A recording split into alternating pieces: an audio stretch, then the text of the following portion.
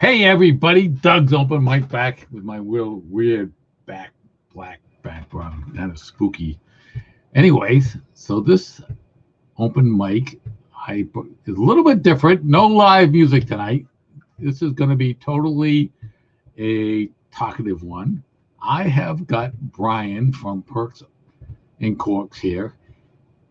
We have mentioned Perks and Corks ad nauseum during these various broadcasts. Perks and Corks is, to me, like the epicenter of the Wesley music live scene, which I'm going to bring up a little bit later. So, Ben, bring on Brian. There he is. Hi, guys. In his full glory. So normally, I try to keep these things away from being topical because, who knows when people will watch these things. It could be 4 weeks from now, 2 months from now.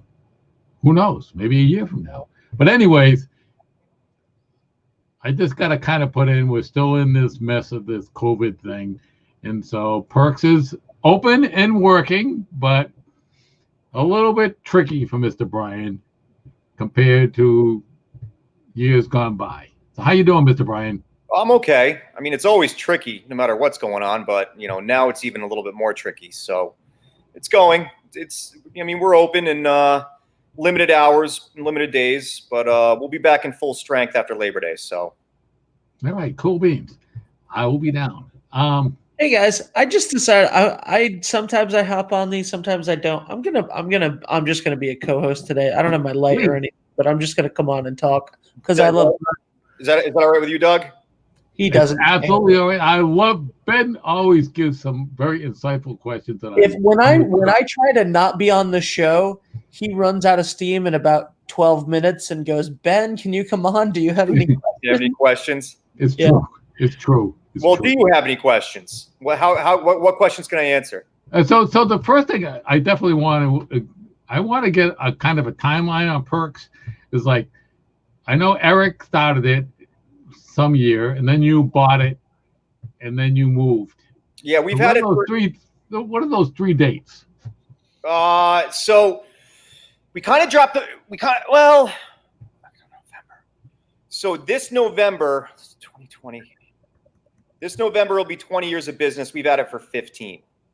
Okay. So we moved it to this location. I can't even remember. It's got to be close to 12 years now we've been in this location, which is crazy to me because I remember us building this spot. My wife and I, we made that decision to take the corner lot down here, and I think it was a good move. So we got it in 2005, maybe 2006. It's kind of all a blur. But I believe this November is 20 years of business, which is pretty impressive for downtown. So it's 20 years of we've had our struggles here and there, just like every business owner has. There's been some real hardships, and then there's been some real highs. So we're blessed. It's great. Right now, is a little tough. I kind of worked myself up. I was behind the bar for years, closing the bar, not getting home till 3 o'clock in the morning. And then you kind of work yourself up to not be able to do that anymore. It's not that we don't enjoy doing it, but you want to enjoy your life.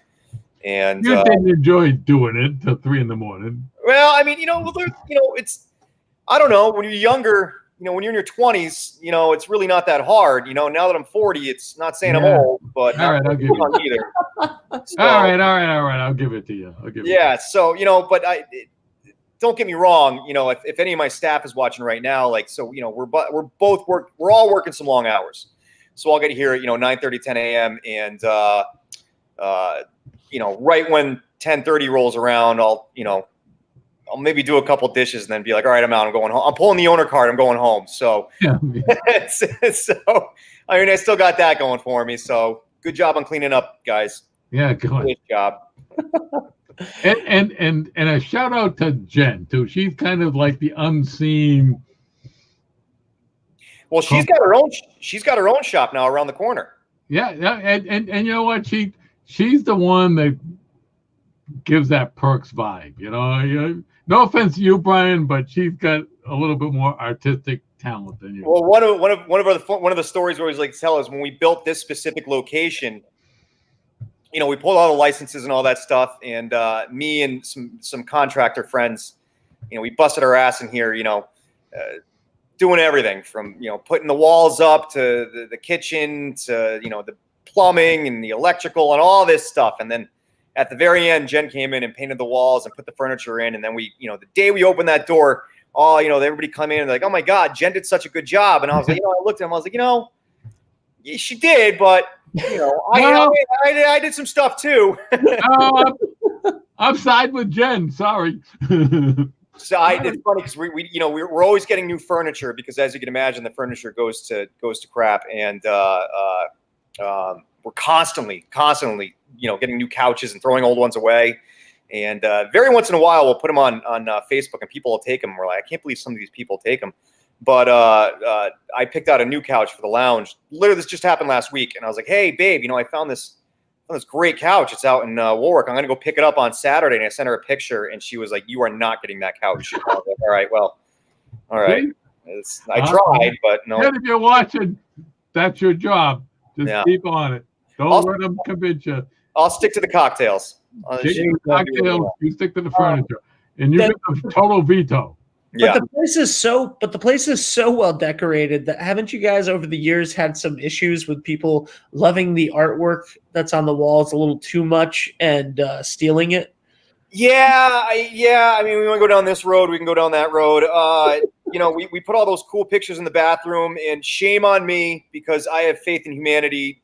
So, I had faith in I don't know how you want to word it, but I put all those cool photos in the bathroom, and in the very beginning, I literally just hung them on the wall, and just neaten them. I was like, oh, that looks great. And then, after the second week, like a dozen of them were stolen. And so then I started nailing them into the wall. I'm like, that's fine. And then, a month later, 10 more were gone, ripped right out of the wall. Really?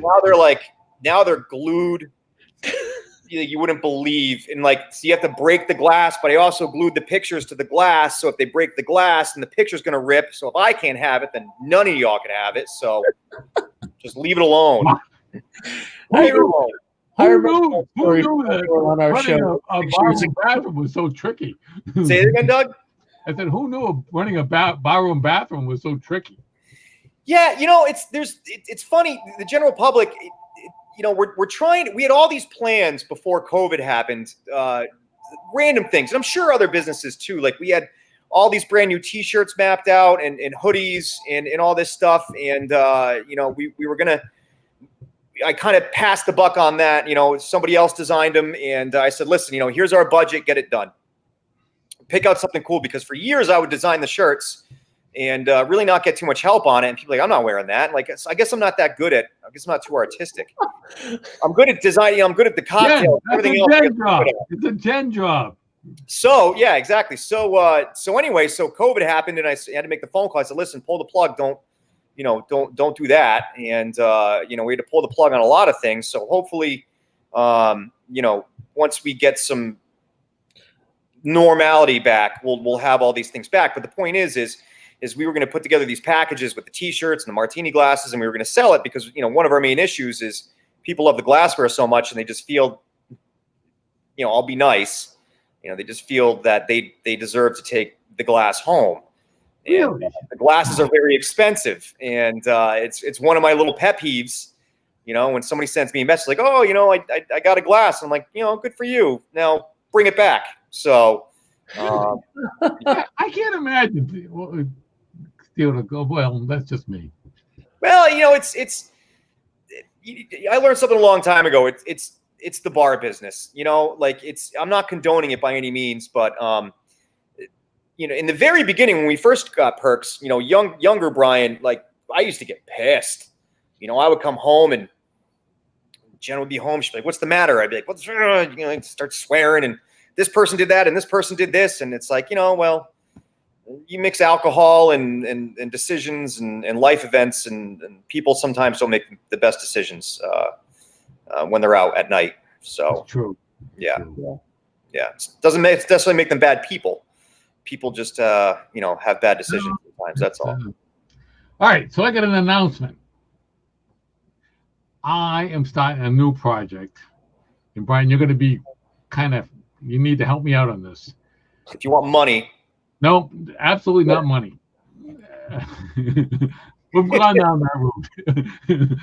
maybe when COVID's over, but nobody knows where this is going. So No. So I was kind of thinking. I just had this epiphany, is like looking for new show ideas. I am going to do a multi-part show on the evolution of live music in Westerly. And I started looking at it. I think I can do 50 years.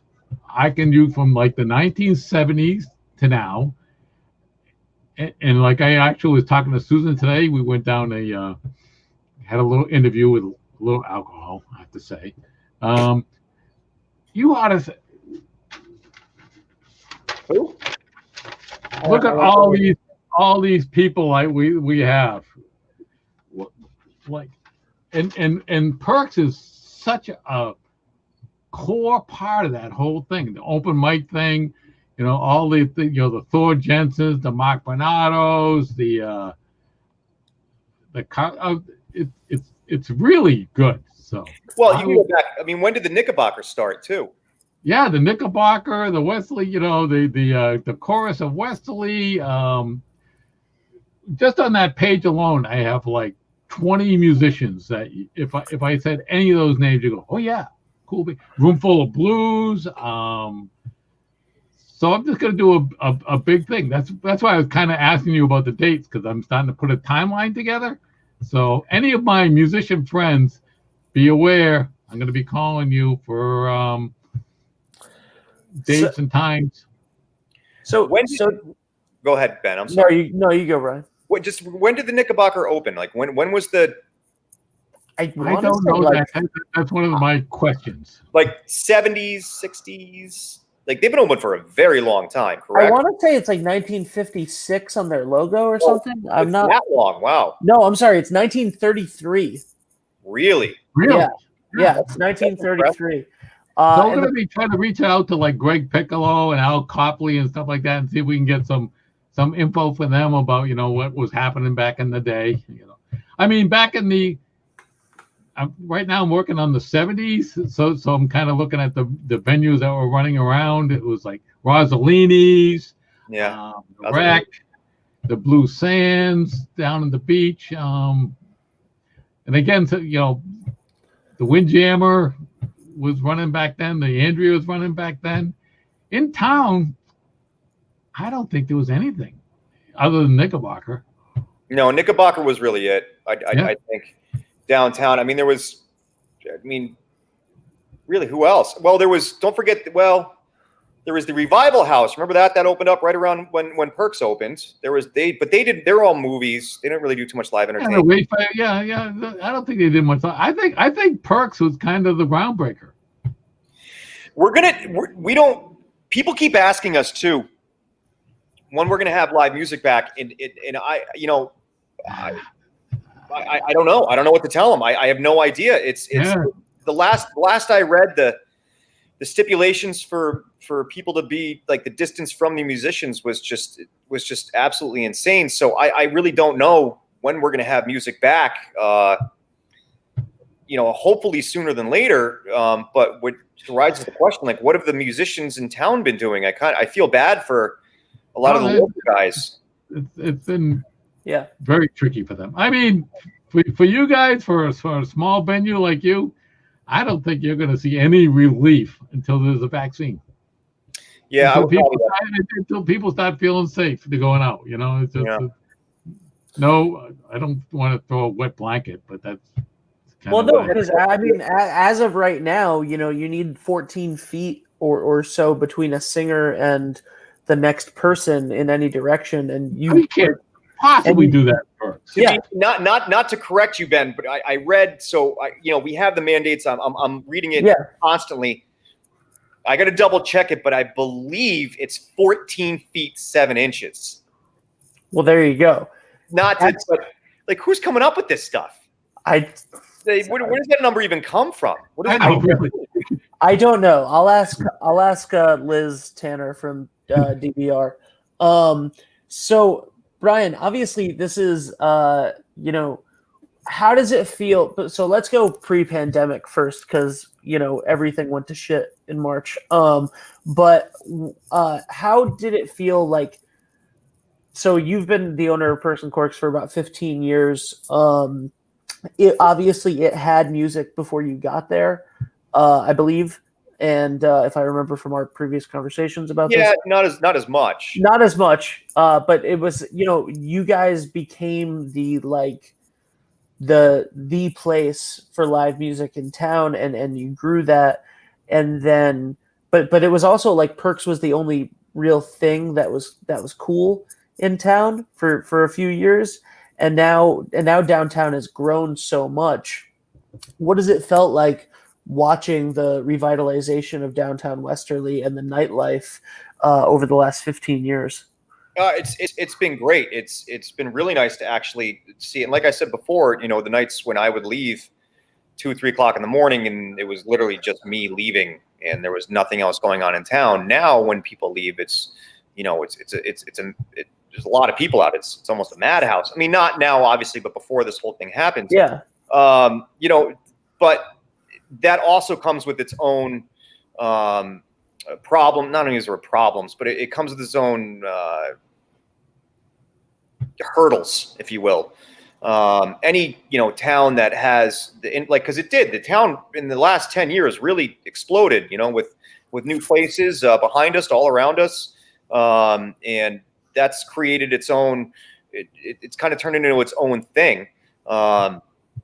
And it's been fun to watch. And we've had some hurdles to jump between all of us, but I must say, we're very lucky. Keep our fingers crossed for any other new place that comes in, but we're very, very lucky that all the owners down here, we all really get along. We really mesh well, and everybody kind of does their own thing. If we have an issue, or we all try and kind of talk to each other and hash things out as far as what's going on downtown, and all those things. So, we're lucky on that level. Colin Barley's a great guy. Greg Scar Lounge, Wendy D'Amigos. We have, I believe, Ella's. I don't want to speak for them. I know before the COVID thing happened, they were going to move. They were going to open a spot next to the theater if the theater ever opens. And then Leo at Brazen Hen. They're all just good people. So and they all mesh well. So it's been fun to watch. And it's a shame with this COVID thing for a lot of reasons. But I would really like to see some more retail come downtown as well. You could only put so many bars and restaurants in before you kind of need that good mesh of really. We have some great retail spots too. I'm not saying we don't, but we could use more. There's always that idea that more establishments work off of each other, and that holds true. So I would like to see a lot more of that. Hopefully, when this thing all gets over, we will start to see some of that. Are you still the president of the DBA? Yeah, I feel really bad about it too. I don't want to say we've been dropping the ball, but we had that organization in itself had a lot of hurdles to jump over without getting too political or anything like that. But then it is a volunteer organization, and like I said before, I'm working ridiculous hours now, hours that I wasn't working before I took this position on. Right. So as on the DBA. So we're trying. We have an officers meeting tomorrow morning. We're trying to do the best we can to stay on top of things, but we just to be realistic. The DBA is an organization built up of business owners. Yeah. And we're all focusing on our own businesses right now, as we should. So yeah. So absolutely, you should, and I don't think that's anything to feel bad about right now. Well, you take the position on in the beginning. I was very gung ho, and I was like, I'm going to be the best. This is going to be awesome, and then here we are. So, we're trying. Yeah, absolutely, and so with all of the challenges that have come. By the way, MJ, it says, did I miss it? Music's back or no? No, music is not back. You guys did, though, we stopped over the summer because, it was just getting a little difficult. But you guys did adapt pretty quickly and do the virtual open mic, which was still run by Gene, and that was a lot of fun. It gave the music, like you said, what are the musicians doing right now? And some gigs are opening back up, some outdoor gigs, and the larger yeah, Phoenix, Windjammer, Andrea, the places you would expect that are a little bit larger. We're too small. Yeah, so. Which is the thing that makes Perks so amazing, is that it's this intimate setting for the music. It's what makes it great. Unfortunately, right now it is what it is with the coronavirus. But the virtual open mic was really fun. We were doing it while you guys weren't able to be open at all, and a lot of musicians. I know James Harris absolutely loved it and said it was the thing that kept him sane every week was getting a chance to play for everybody and keep Perks open mic open. And I believe if James is great. Yeah, he is. And I believe the plan was with Keith and Gene to restart that again after Labor Day for the virtual open mic, to give the musicians something else to do, a way to get their name out, put their Venmo at the bottom. Yeah, we had a lot of ideas. I think we should. Keith and I spoke briefly about it, but we should get the open mic going back again. It's always summertime's always tough around here. Yeah, you can make any argument that fall is a fun season, but nothing holds a finger to the summertime in Rhode Island. So people kind of want to get out and do things, and but come fall, hopefully we can get the open mic going again online at least, and get that back in the swing of things. So yeah. But I feel for the musicians, I really do. I actually had a question for the musicians, any musicians out there. And the only reason I thought of this, and if Mark Berardo's watching, he'll probably get a laugh out of this. I got some of my music licensing bills the other day. Oh, yeah. and I have a whole show about that, Ben. About music licensing and ASCAP. BMI and CSAC. There's 3 companies. Yep. About their. So, we'll be kind. So what happened, Brian? So I got my bill. I got my yearly bill, and from one of them, and I called them up, and I flat out, I just said, "Listen, I'm not paying this." I said, "I'm not paying this bill right now." I said, "Lord knows when we're going to have music back." I said, "I'm not spending this much money, for the few." I said, "Listen, when we get music back, I'll pay you guys, But until then, I'm not spending this much money, because it's a lot of money they charge." But they've always claimed to be very pro musician. Have they reached out at all have they done anything for? You know what? I have talked to a few musicians. I know one of all. I probably know 30, right, of the Wesley premier musicians. I know one that's kind of okay with them. The other 29 have got nothing. It's like. Well, they haven't reached out in any type of way or to help out musicians. I don't know if I'm poking them. I don't know. I very much doubt. Because I've gotten in blow up arguments with these guys before, and some of the stuff they've said is just. I could go on for hours about this, but I hung up the phone the other day after telling them I wasn't going to pay him, and I said, I sat there and I said, they supposedly care so much, what have they done to help out any of the local guys? I very much don't. Anywhere, not just here. So I don't know. That's just a thought I had. I figured I'd ask Doug. Yeah, that's. I think Doug's definitely the person to ask. Yeah. No, yeah. Well, we do have some good things. I mean, we will be open 7 days a week after Labor Day. As far as our hours, we're going to stick to 12 to 10. We're not doing 1 a.m. probably until this is over. Yep.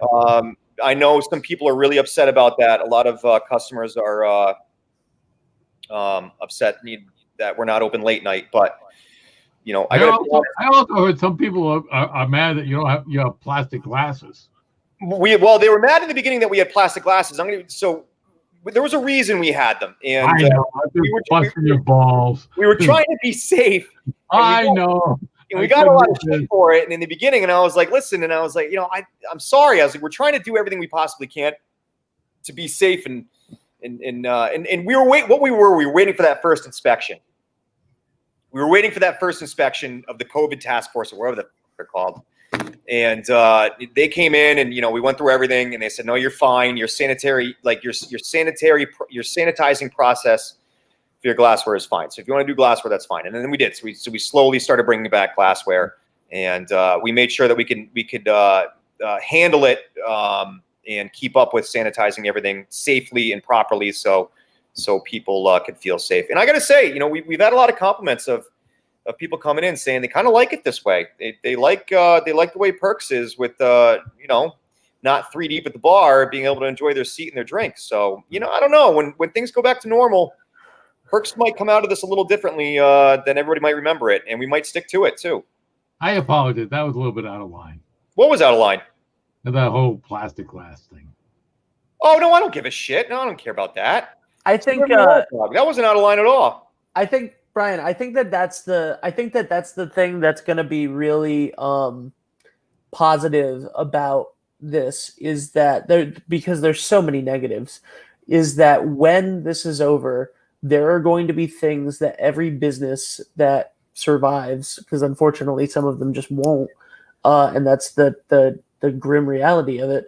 But every business that survives is going to have learned something from this that makes the experience and makes what they do better in some way, just because it's such a drastic change. And it's, you know what I mean? Like there are going to be things, whether it's people using social media more, whether it's people engaging more with their customers in different ways, or, developing new systems that actually create a better flow that feels better in your restaurant.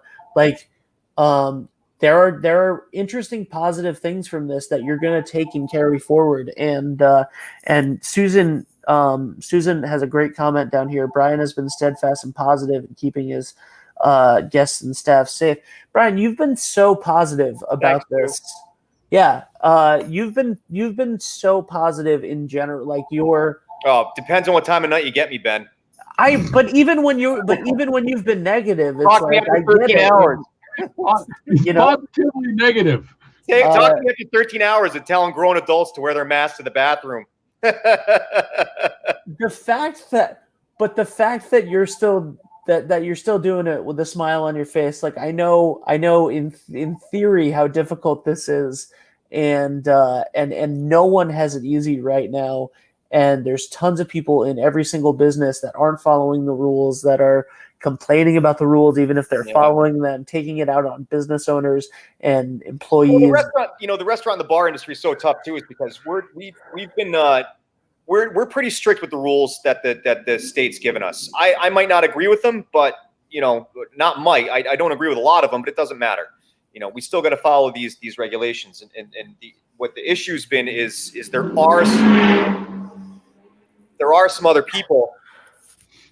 By the way, it's a 15-mile-an-hour zone downtown, people. If you're watching, all right, and you speed through downtown, it's 15 miles an hour. Anyway.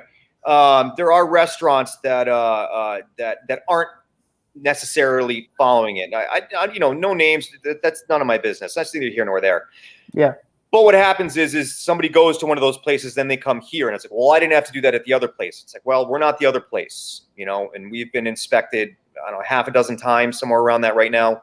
And we've passed with flying colors every time. And they're the state's been very, very happy with what we're doing. We only have 12 tables, so available at this time. And Perks has always been kind of a different type of establishment. And this time specifically, we are a different demon as well. One of the issues we're running into now, if anybody's watching, if you make a reservation for 2 people and you show up with 3, there's a good chance you're not going to be able to get sat. because we have sections that could only fit 2 people for social distancing purposes. Whereas if you went to the Malted Barley, they're a larger establishment that have bigger tables, so it's probably not that big of a deal, but for us it is. I understand people make these mistakes, but they also need to understand that, we're doing the best we can, and sometimes we can't accommodate them. So, be patient with us, is really one of the biggest things right now. I love you, Brian. Yeah, thanks, Ben. Thank you. All right, too. I know.